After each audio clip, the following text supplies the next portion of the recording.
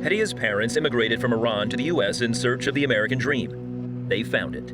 Hedia grew up among the wealth and opulence of Beverly Hills, but she says it wasn't enough. While in college at UCLA, she hoped religion would fill the void. Her dad pushed her to Islam, and her boyfriend took her to a local mosque. It was somewhat of an extreme mosque, and they had all these principles about politics and what it would be like to turn America into a Muslim nation, and very, very anti-Semitic. And I thought to myself, oh, this is terrible. I don't want anything to do with this. Pulsed by Muslim extremism and still wanting to know God, she joined a different branch of Islam called Sufism. A mystical practice in Islam, which is all about love and harmony and finding a personal relationship with God. And I thought, okay, this is perfect. This is where I can find peace. Eventually, she became frustrated that despite her efforts, Islam gave her no assurance of salvation.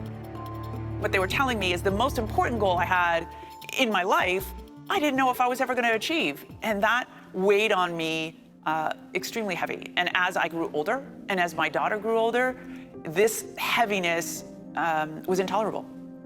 Then one day, after 22 years in Islam, Hedia took off her head covering. Her imams said her eternal destination was now certain. They told me I was going to hang from my hair for an eternity in hellfire because I took my head cover off. Felt really, really lost. Hedia longed to have God in her life. While online, she watched a video of a Christian pastor who spoke about having a relationship with God through Jesus. She was moved and confused. Soon after, she prayed a desperate prayer. I was on my knees. I was in ritual prayer form of Islam, down with my head on the ground and just crying and saying, can you please reveal yourself to me, because I am so utterly confused on who you are. And it was in one of those prayers in my bedroom that I audibly heard the voice of Christ. And he said, Hedia, it's me. And it was extraordinary. To this day, I can tell you as if it happened yesterday.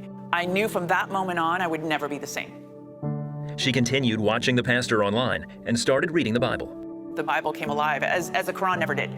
I could hear God speak to me, and I knew he was speaking directly to me because he was using the Quran as an example of why the Quran was not correct and why his word in the Bible was true. I got to a point where I was like, I have to accept that Jesus is Lord. I have to accept that he has saved me. And I was praying one day, and I just felt the Lord say to me, daughter, you don't have to be afraid anymore.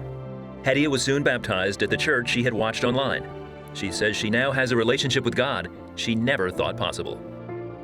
And I catch myself all the time when I'm struggling, where he's like, daughter, just walk with me. And it's just his way of telling me, don't be afraid.